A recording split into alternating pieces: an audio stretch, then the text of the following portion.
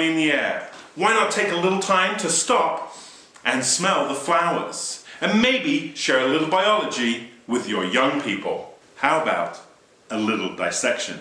Don't panic.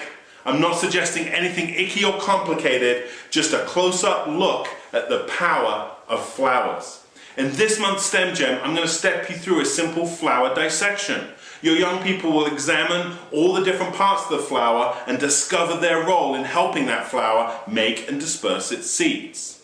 Flower power provides a great opportunity to inspire wonder and demonstrate that great science can often be found hiding in plain sight. Join me to discover the power locked inside flowers.